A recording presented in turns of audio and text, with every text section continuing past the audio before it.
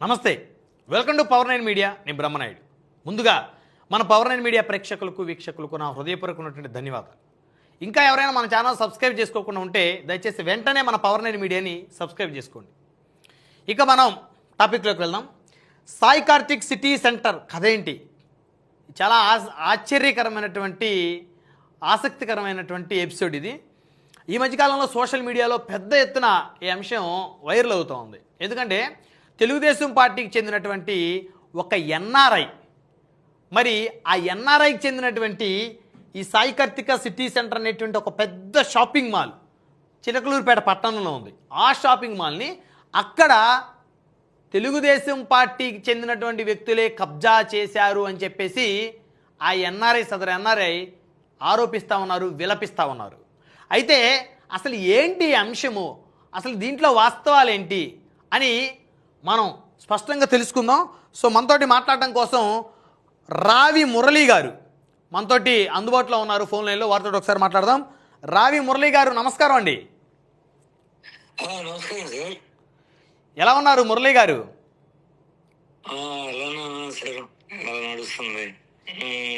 ఏంటండి Sai Karthik city centre అసలు social మీడియాలో ఈ మధ్య కాలంలో సారీ అంటే మిమ్మల్ని అడగకూడదు, రావి మురళీ చౌదరి గారు అవునా? అవునండి. తెలుగుదేశం పార్టీ కరుడుగట్టిన కార్యకర్త. 30 సంవత్సరాల నుంచి తెలుగుదేశం. మరి మీకేంటి సార్ సమస్య? ఇక ఎన్ఆర్ఐ మీరు ఎంతో మందికి ఫండ్ ఇచ్చారని చెప్పి సోషల్ మీడియాలో మీకు సంబంధించినటువంటి అంశాలన్నీ ప్రచారం నడుస్తూ ఉంది. అసలు అందులో వాస్తవాలు ఏంటి, అవాస్తవాలు ఏంటి? మీ ప్రభుత్వంలో మీ కాంప్లెక్స్ని కబ్జా చేయటం ఏంటి నాకు అర్థం కావట్లేదు. సింపుల్గా చెప్తారా మా పవర్ 9 మీడియా ప్రేక్షకులకు అసలు ఏంటి వాస్తవం ఏంటి అనేది? నేను ఉన్నానండి. నేను దాదాపు 26 సంవత్సరాల నుంచి అమెరికాలో ఉన్నానండి. 1999లో నేను అమెరికా వచ్చాను. వచ్చిన దాని నుంచి నేను ఇక్కడ జాబ్ చేసుకుంటున్నాను. సో సత్వాగా నేను ఫస్ట్ నుంచి నేను తెలుగుదేశం అభిమాని, మన అమ్మగారు తెలుగుదేశం అభిమాని, నేను కూడా తెలుగుదేశం అభిమాని. సో ఈ క్రమంలో నేను తెలుగుదేశం ఇక్కడ చాలా దూరంలో ఉంటాము, మనం అక్కడికి వచ్చి ఓట్లేదేమో ఏం చేయలేము కాబట్టి కాకపోతే ప్రతి ఎలక్షన్స్ కి కొంత ఫండ్ పంపించడం ఇవన్నీ చేస్తూ ఉంటాం. ఏదో టీడీపీకి ప్రతి ఎలక్షన్ ఫండ్ ఇస్తారు మీరు? దాదాపు ప్రతి ఎలక్షన్ కి ఫండ్ ఇస్తాము. ఇక్కడ ఏమైనా ఈవెంట్లు జరిగితే వాటికి అటెండ్ చేస్తాము. మొన్న 2024 ఎలక్షన్ అప్పుడు కూడా నేను చాలా ఫండ్ ఇచ్చాను. ఒకళ్ళకి కాదు, చాలా మందికి ఇచ్చాను. సో దానికి ఆధారాలన్నీ కూడా నేను సోషల్ మీడియాలో షేర్ చేశాను. అవన్నీ ప్రతి ఒక్కదానికి ప్రూఫ్ ఉందండి. నా అన్ని అకౌంట్ ట్రాన్స్ఫర్ డబ్బులు అనేవి. ఏది మీరు టీడీపీకి సంబంధించిన ఎమ్మెల్యే అభ్యర్థులకి ఇచ్చిన ఫండ్ గురించి మీరు చెప్పేది ఇది? అవునండి, ఎమ్మెల్యే అభ్యర్థులకి కానీ, తర్వాత టీడీపీ సెంట్రల్ ఆఫీస్ ఫండ్ కానీ అక్కడికి వెళ్ళి స్వయంగా డబ్బులు ఇచ్చింది కూడా ఫోటోలు ఉన్నాయి. అంటే టీడీపీ సెంట్రల్ ఆఫీస్కి వెళ్ళింది, ఇవన్నీ ఫోటోలు ఉన్నాయి. ప్రతి ఒక్కటి ఆధారంతోనే నేను మాట్లాడతాను. వితౌట్ ఆధారాలు లేకుండా నేను మాట్లాడను. అన్ని నేను అకౌంట్ ట్రాన్స్ఫర్ చేశారు. ఇంక్లూడింగ్ లోకేష్ గారి అపాయింట్మెంట్ కోసం ఇచ్చిన 22 లక్షలు కూడా దానికి అవి కూడా నేను ట్రాన్స్ఫర్ చేశాను మనీ. లోకేష్ గారి అపాయింట్మెంట్కి 22 లక్షలా? అవునండి. అది దానికి సంబంధించిన వివరాల కోసం నన్ను సిఐడి వాళ్ళు, ఏపీ సిఐడి అని చెప్పేసి వాళ్ళు నన్ను కాంటాక్ట్ చేశారు. నాకు ముందు డౌట్ వచ్చింది, అసలు మీరు సిఐడి అని అంటే లేవనండి మీరు సిఐడి కావాలని ఎంక్వైరీ చేసుకోండి అన్నారు. తర్వాత నేను ఎంక్వైరీ చేస్తే వాళ్ళు సిఐడి అని తెలియంది. సో వాళ్ళకి నేను మొత్తం ఇచ్చాను. మరి ఏమన్నారు? ఏంటి ఇంకా తర్వాత ఫోన్ ఎత్తడం మానేశారు.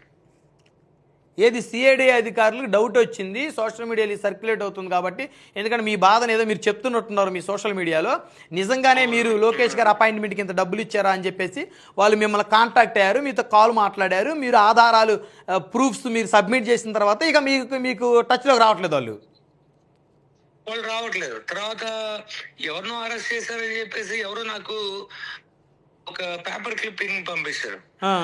ఇతనేనా నువ్వు డబ్బులు ఇచ్చింది అంటే అతని పేరు ఎరగుల రాంబాబు అని ప్రింట్ చేస్తుంది పేపర్ లో. నేను ట్రాన్స్ఫర్ చేసింది కూడా ఎరగుల రాంబాబుకే. యనమల రాంబాబు, ఎరగుల రాంబాబు. ఎరగుల రాంబాబు ఆయనకేంటి లోకేష్ గారు పేషీలో ఉంటారా? ఆయన సీఎంఓ ఆఫీస్ అని చెప్పేసి నాకు కాంటాక్ట్ లోకి వచ్చారు.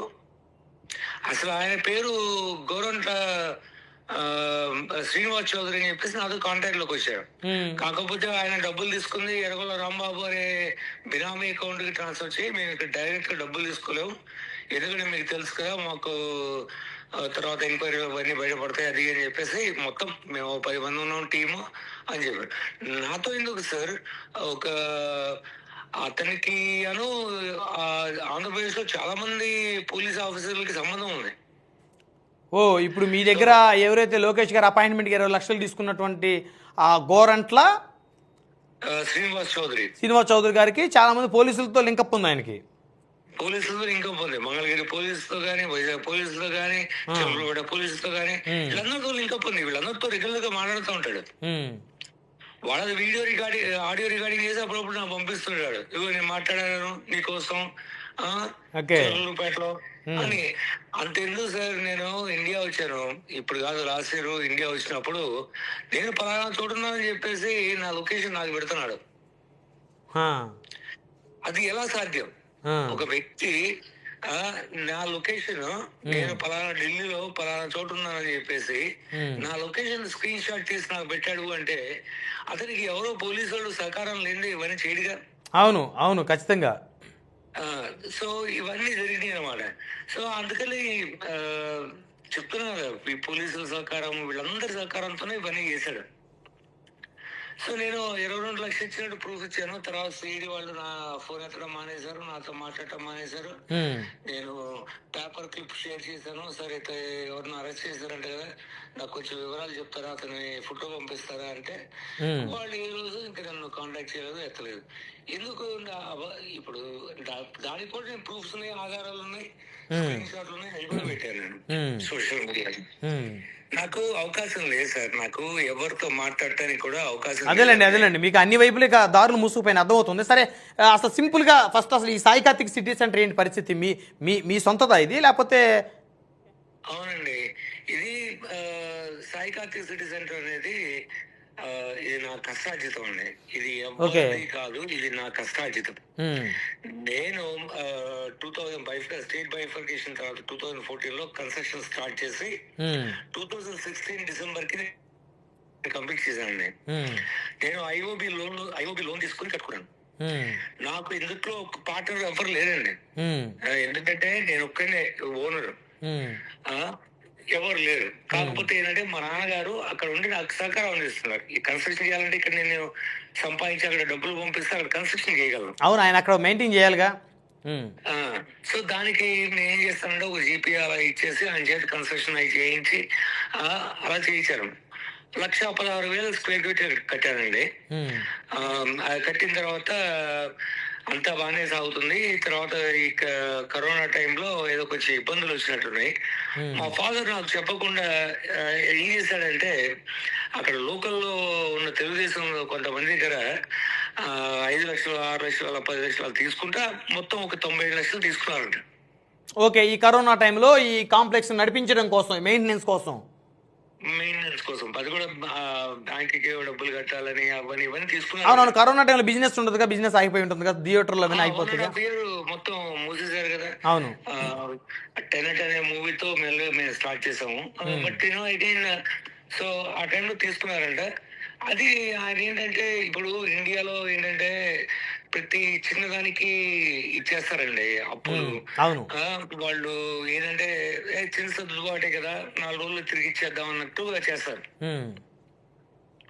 ఇప్పుడు ఎంతమంది భార్యలు లేకుండా భర్తలు, భర్తలు లేకుండా భార్యలు, తర్వాత తండ్రులు, తర్వాత చెల్లెళ్ళు, వీళ్ళందరూ అప్పులు చేస్తుంటారు కదా. ప్రతి ఒక్కటి తెలియాల్సిన అవసరం. అవును, అందులో నేనేమో ఎక్కడో అమెరికాలో ఉంటాను, కనీసం నా ఫోన్ ఎక్కరు.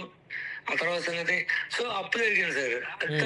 దాన్ని అడ్డు పెట్టుకొని వాళ్ళు ఏం చేశారంటే మా ఫాదర్ ని గొడవ చేస్తే ఆయన అక్కడ పక్కన మా మిస్సెస్ ల్యాండ్ ఉంది, ఒక 50 సెంట్లు, దాన్ని తాకట్టు పెట్టారు.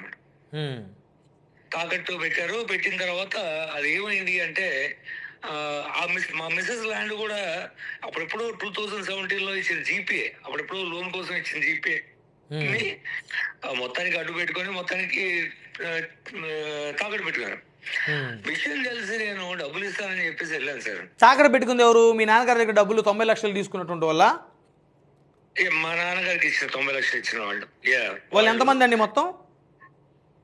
వాళ్ళు ఇప్పుడు ఇండియాలో అంతా ఎట్లా ఉంటుంది అంటే తెలుసా సార్, ఎవరు కూడా కరెక్ట్ గా చెప్పరనమాట. అవును. ఏంటంటే ఇప్పుడు 97 లక్షలు ఇచ్చారు, 97 లక్షలు ఒక వ్యక్తి ఇచ్చాడు అంటే నంబర్ ఎవరు? అవును. అందుకని ఏం చేస్తారంటే వాళ్ళు ట్యాక్స్ ఎగ్గొట్టడానికి అని చెప్పేసి ఒక 6-7 పేర్లు పెడతారు, బినామీ పేర్లు. మాక్సిమం ఏం చేస్తారంటే రైతులను వాడుకుంటారు, బినామీ పేర్లలో రైతులను వాడుకుంటారు. రైతులు అయితే ట్యాక్స్లు కట్టాల్సిన పని లేదు. అవును. సో అందుకని రైతుల పేర్లు వాడుకొని రైతులని తీసుకొని వాళ్ళ పేరు మీద అప్పులు ఇస్తారన్నమాట. ఓకే.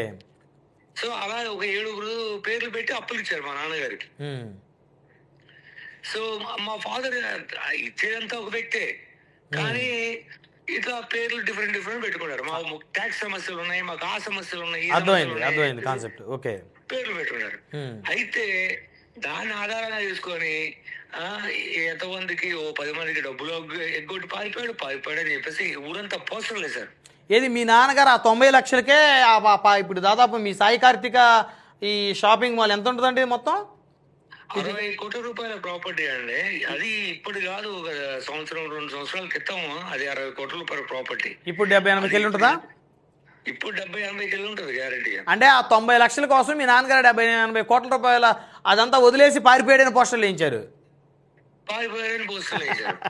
అసలు మా నాన్నగారిని ఇప్పుడు మా నాన్నగారు ఎప్పుడు చేశారంటే ఆయన చెప్పాలి. అవును. నాకు లేదు అంటే అప్పిచ్చిన వాళ్ళు చెప్పాలి. ఎగ్జాక్ట్లీ. ఇద్దరులో ఎవరు చెప్పకుండా నన్ను బాధ్యతను చేయడం ఏంటి అనేది నా క్వశ్చన్. ఇప్పుడు ఈ ప్రాపర్టీ మీ పేరు మీద ఉందా, మీ నాన్నగారి పేరు మీద ఉందా? నా పేరు మీద ఉందండి, 100% నా పేరు మీద ఉందండి. మరి అలాంటప్పుడు మీ నాన్నగారు తీసుకున్న అప్పు ఏదన్నా ఉంటే ఆ అప్పుకి మీ పేరు మీద ఉన్న ప్రాపర్టీని తాకట్టు పెట్టేటువంటి రైట్స్ మీ నాన్నగారికి ఉండవు. లేదు, నా పేరు అసలు కాంప్లెక్స్ కి సంబంధమే లేదు. ఆ పక్కన ఉన్న ల్యాండ్ తాకట్టు పెట్టారు. నా కాంప్లెక్స్ కి అసలు సంబంధం లేదు. పక్కనున్న ల్యాండ్ మా మిస్సెస్ ల్యాండ్ 50 సెంట్లు ఉంటే అందుట్లో 33 సెంట్లు తాకట్టు పెట్టారు. ఎవరు పెట్టింది? మీ నాన్నగారు. మా నాన్నగారు. ఆ 90 లక్షలు అప్పు తీర్చడం కోసం. ఓకే, తర్వాత ఏమైంది?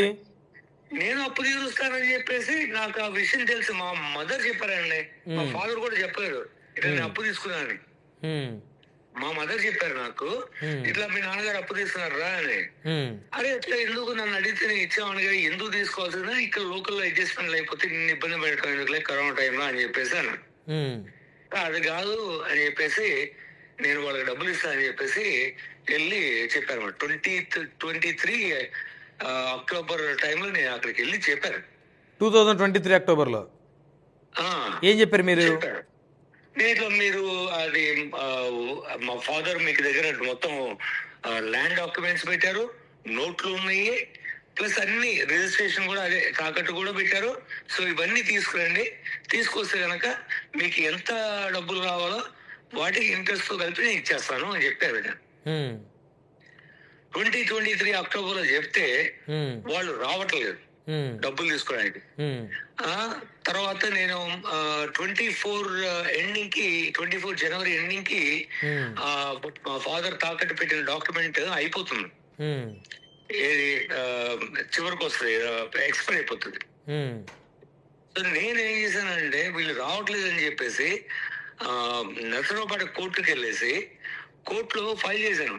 వాళ్ళు కనుక ఇవి డాక్యుమెంట్స్ తీసుకుని వస్తే నేను డబ్బులు ఇచ్చేసి ఇవి నేను ఇవ్వడానికి రెడీగా ఉన్నాను, సిద్ధంగా ఉన్నాను అని చెప్పి కోర్టులో కేసు వేసాను. ఏ కోర్టు? చిలకలూరుపేట కోర్టా? నర్సరావుపేట కోర్టు. మాది రెవెన్యూ డివిజన్ నర్సరావుపేటకి వస్తుంది కాబట్టి నర్సరావుపేట కోర్టులో వేస్తే వీళ్ళు అప్పుడు కూడా రావట్లేదు. కోర్టులోకి సమాధానం చెప్పట్లేదు, కోర్టుకి సమాధానం చెప్పాలి కదా. అవును, కోర్టుకి సమాధానం చెప్పట్లేదు. ఇది 24 జనవరిలో అయింది. ఆ రోజు వైఎస్ఆర్సీపీ గవర్నమెంట్ ఉంది. వీళ్ళు రావాలని. ఎప్పుడైతే గవర్నమెంట్ మారిందో జూన్ లో, అప్పుడు వాళ్ళు వచ్చేసి మా నాన్నగారిని హరాస్ చేయడం స్టార్ట్ చేశారు. ఏదైతే 33 సెంట్లు తాకట్టు పెట్టారో అది ఆయన వాళ్ళ పేరు మీద రాయాలి అని చెప్పేసి హరాస్మెంట్ స్టార్ట్ చేశారు. ఓకే. మా నాన్నగారు ఏమన్నారంటే, మా వాడు ఆల్రెడీ కేసు ఫైల్ చేశాడు, మీకు డబ్బులు ఇస్తా అన్నాడు, సో మీరు డాక్యుమెంట్లు తండి, పాత నోట్లు ఉన్నాయి మీ దగ్గర, అవి కూడా తీసుకురండి అంటే తేవట్లేదు. పోలీస్ స్టేషన్ తీసుకెళ్లేసి మా నాన్నగారి బలవంతంగా రాయించిపోయారు. రాయించుకున్నారా? వాళ్ళిద్దరు లేదు, రాయించుకోలేదు. అక్కడ నుంచి మా నాన్నగారు వెళ్ళిపోయారు అక్కడ. అది వెళ్ళిపోవడాన్ని పారిపోయాడు అని చెప్పేసి ఊరంతా పోస్టులేసి. అదే ఇంక మీ నాన్నగారు ఏంటంటే, ఇక వీళ్ళు ఎలాగైనా సరే అక్కడ అధికార బలాన్ని ఉపయోగించుకొని బలవంతంగా అయినా సరే సంతకాలు పెట్టుకుంటారు, బెదిరించైనా సంతకాలు, గొంతు మీద కత్తి పెట్టైనా సంతకాలు పెట్టుకుంటారు. ఆయనకు ఒక క్లారిటీ వచ్చింది. ఆయన అక్కడి నుంచి వెళ్ళిపోయాడు. లాయర్ గారు సలహా మీద లేరు అక్కడ. అదేలేండి, అంతేలే. మా ఫాదర్ 75 ఏళ్ళండి, ఆయనకి ఇవంతా నాలెడ్జ్ ఎక్కడ ఉంటుంది? అవును అవును. లాయర్ గారి సలహా మీద అక్కడ నుంచి వెళ్ళారు. అది అదనంగా తీసుకొని వాళ్ళు ఊరంతా పోస్టులు వేశారు. ఆ పోస్టులు వేసిన వాళ్ళు కింద నెంబర్ వేయాలి కదండి. అవును. కాంటాక్ట్ కనపడటం లేదు అని పోస్టులు వేశారే, మరి కనుక బాధితులని వేశారే, మరి ఆ బాధితుల పేర్లు వివరాలు అన్ని నెంబర్లు పెడితే ఎవరైనా కాంటాక్ట్ చేస్తారు కదా. ఖచ్చితంగా ఖచ్చితంగా ఖచ్చితంగా అర్థమవుతుంది. నువ్వు అవన్నీ నంబర్లు ఇది వాంటెడ్ గా జరుగుతుంది. ఇది నంబర్లు పెట్టకుండా బాధితులని రాశారు, పేర్లు పెట్టకుండా ఎలా పోస్ట్. ఒకవేళ క్యారెక్టర్ అసాసినేషన్ ఆధారాలు లేకుండా ఎలా చేస్తాం? అది కదండి సుప్రీంకోర్టు రూల్ ఉంది కదండి. యూ కాంట్ అరెస్ట్ చేయకూడదు అని చెప్పేసి, అరెస్ట్ చేయడం వల్ల పరువు పోతుంది, కాబట్టి ఆధారాలు ఉంటేనే అరెస్ట్ చేయండి. ఒక మనిషి దీన్ని వ్యక్తిగత స్వేచ్ఛని, హక్కులని ఇది హరించడం ఇదంతా అని చెప్పి సుప్రీంకోర్టు చెప్పింది. అవును. సో వాళ్ళ పోస్టులు వేశారు. కానీ ఈ తెలుగుదేశం ప్రభుత్వం వచ్చిన తర్వాత వీళ్ళు పట్టించుకోవట్లేదండి. ఎవరు పోలీసులు అసలు పట్టించుకోలేదు. ఎందుకంటే పోలీసులకి ఎమ్మెల్యే గారి సహకారం ఉంది. సో ఇప్పుడు అవతల వ్యక్తులు ఎవరైతే ఉన్నారో వాళ్ళకి చిలకలూరుపేట ఎమ్మెల్యే పత్తిపాటి పుల్లారావు గారి సహకారం ఉందా? వాళ్ళకి 100% పుల్లారావు గారి సహకారం అందిస్తున్నారండి. అసలు నాకు ఈ చంద్రబాబు నాయుడు గారు గాని, లోకేష్ గారు గాని ఎందుకు పుల్లారావు గారికి మద్దతు ఇస్తున్నారో నాకైతే అర్థం కావట్లేదు. అంటే వాళ్ళకి తెలిసి ఉండదు, బేసిక్ గా అక్కడ దాకా వెళ్ళి ఉండదు ఇష్యూ. లేకపోతే వాళ్ళు ఆ విధంగా ఇలా జరుగుతుంటే ఖచ్చితంగా అలా చేసేటువంటి పరిస్థితి ఉండవని అనుకుంటున్నా. అని నేను ఎంక్వైరీ చేయమని చెప్పాను కదండి. 2 విషయాల్లో నేను ఇప్పుడు అట్లాంటా వచ్చారు సార్, ఏది నా లోకేష్ గారు అప్పుడప్పుడు ఎన్టీఆర్ గారి విగ్రహం ప్రారంభించడానికి 24 అక్టోబర్ ఆ టైంలో అప్పుడు కలిశాను, మొత్తం ఫైల్ ఇచ్చాను, మొత్తం వివరాలతో సహా ఇచ్చాను. మరి సార్ పట్టించుకోలేదు. ఆ తర్వాత 22 లక్షలు ఇచ్చానట్టు నేను ప్రూఫ్లతో ఆధారాలతో పెట్టాను. దాని మీద సిఐడి వాళ్ళు ఎంక్వైరీ చేశారు, అది కూడా పట్టించుకోలేదు. ఎంత జరిగినా కూడా సార్ 22 లక్షలు మామూలు జోక్ కాదు, అది మామూలు సార్. ఇప్పుడు ఇష్యూ కోర్టులో ఉందా మురళి గారు? ఇప్పుడు ఇష్యూ కోర్టులో ఉందండి. యాక్చువల్గా ఏమైంది అంటే, నేను ఇట్లా నాది ఆక్యుపై చేశారు. ఆక్యుపై అంటే ఏం లేదండి, బేసిక్ గా వాడు అక్కడ ముందర టెంట్ వేసుకొని కూర్చొని ఎవరిని లోపలికి రానివ్వరు, లోపల నుంచి బయటకు వెళ్ళరు. సో దౌర్జన్యం, అంతే దౌర్జన్యం. ఇవన్నీ పుల్లారావు గారికి మొత్తం అన్ని తెలిసే అవుతున్నాయి. ఎందుకంటే ఇది ఊళ్ళో అతిపెద్ద కాంప్లెక్స్ అండి. అవును అవును, చిలకలూరుపేట నాకు తెలుసు ఆ ఏరియా. మాది మా ఊరు కూడా దగ్గరలో ఒక 25 కిలోమీటర్ 30 కిలోమీటర్ల దగ్గర ఆ ప్రాంతానికి. చాలా పెద్ద కాంప్లెక్స్ మీదేని అనుకుంటా అక్కడ టౌన్ లో. మాదేనండి. నేను అమెరికాలో ఉంటాను, 26 సంవత్సరాల నుంచి ఉన్నాను. ఎప్పుడైనా రిటైర్ అయ్యి ఇంకా హ్యాపీగా చిలకలూరుపేటలో నా ఊళ్ళో ఉందాం అని చెప్పేసి నేను కట్టుకున్నాను అన్నమాట. నాకు అసలు పాటలు లేరు, ఎవరు లేరు. కనీసం పాటలు ఉన్నాయి, ఇంత జరిగేది కాదేమో అనిపిస్తుంది ఈ రోజు. మురళి గారు, రావి మురళి గారు, ఇప్పుడు మీరు ఏదైతే చెప్తున్నారో దానికి సంబంధించినటువంటి ఆధారాలు ఒకసారి మీరు కనుక మాకు పంపిస్తే నెక్స్ట్ మరొక చర్చలో పూర్తి వివరాలు ఒకసారి మీ దగ్గర తీసుకుంటాను సార్ నేను. ఇప్పుడు మీరు చెప్తున్నటువంటి మీ దగ్గర ఆధారాలు ఉన్నాయన్నారు కదా, అవి పంపండి. లోకేష్ గారికి అపాయింట్మెంట్ కోసం అని ఎవరైతే మిమ్మల్ని 22 లక్షలు అడిగానని చెప్పేసి ఇచ్చానని చెప్పేసి అవి పంపండి. రిమైనింగ్ మీ దగ్గర ఆధారాలు పంపితే ఖచ్చితంగా అవన్నీ కూడా పవర్ 9 వేదికగా ప్రభుత్వానికి తెలిసే విధంగా ఖచ్చితంగా మా వంతు ప్రయత్నం మేము చేస్తాం. రావిమురళి గారు, మళ్ళీ మీకు మరొక ఎపిసోడ్లో మీ అంశాలు మళ్ళీ చర్చిద్దాం sir. Thank you sir. Thank you sir. So ఇది మొత్తానికి సాయి కార్తిక్ సిటీ సెంటర్ కథ చాలా విచిత్రంగా ఉంది. రావి మురళీ చౌదరి గారు తెలుగుదేశం పార్టీ నాయకుడు అనాలా లేకపోతే అభిమాన అనాలో 35 సంవత్సరాల నుంచి ఆ కుటుంబం టీడీపీతో ఉంటుందన్నారు. ఆయన ఒక ఎన్ఆర్ఐగా తెలుగుదేశం పార్టీ సంబంధించి పల్నాడు జిల్లాలో పోటీ చేసే అభ్యర్థులు కూడా తాను పార్టీ ఫండ్ ఇచ్చా అన్నారు. తెలుగుదేశం కుటుంబం అన్నారు. మరి అలాంటిది 35 సంవత్సరాల నుంచి టీడీపీలో ఉంటూ చంద్రబాబు గారు సామాజిక వర్గానికి చెందినటువంటి రావి మురళీ గారికి చెందినటువంటి సాయి కార్తిక్ సిటీ సెంటర్ని, అంటే 70-80 కోట్లు విలువ కలిగేటువంటి ఒక ఈ ఇంత పెద్ద షాపింగ్ కాంప్లెక్స్ని, చిలకూరుపేట పట్టణ నడిబొడ్డులో ఉన్నటువంటి ఈ కాంప్లెక్స్ని మరి 90 లక్షల రూపాయలు అప్పు తీసుకుంటే వాళ్ళ నాన్నగారు అవి వడ్డీతో సహా చెల్లిస్తానని చెప్పేసి ఆయన చెప్తున్నప్పటికీ కూడా ఆ కాంప్లెక్స్ ఎదురు టెంట్లు వేసి అధికార బలంతో అతను రానివ్వకుండా వాళ్ళ నాన్నగారిని హెరాస్మెంట్ చేస్తూ స్థానికంగా చాలా ఇబ్బందులకు గురి చేస్తున్నారని ఆవేదన వ్యక్తం చేస్తున్నారు. వాళ్ళ నాన్నగారిని చివరికి కనబట్టలేదని చెప్పేసి ఫ్లెక్సీలు కూడా వేస్తున్నారని చెప్పేసి రావి మురళీ చౌదరి గారు ఆవేదన వ్యక్తం చేస్తారు. ఖచ్చితంగా పవర్ 9 రావి మురళీ చౌదరి గారి యొక్క ఆవేదనలో ఎంతవరకు అర్థం ఉంది, ఎంతవరకు వారి వైపు నిజాలు ఉన్నాయి అనేది త్వరలోనే ప్రజల ముందు పెడుతుంది, ప్రభుత్వం ముందు పెడుతుంది. ఏ కులం వారైనా, ఏ మతం వారైనా, ఏ పార్టీ వారైనా, సమస్య ఎవరిదైనా సరే ఆ సమస్యను ప్రభుత్వాల దృష్టికి తీసుకువెళ్ళటమే పవర్ 9 యొక్క ప్రధానమైనటువంటి బాధ్యత. చూస్తూనే ఉండండి మీ పవర్ 9 టీవీ.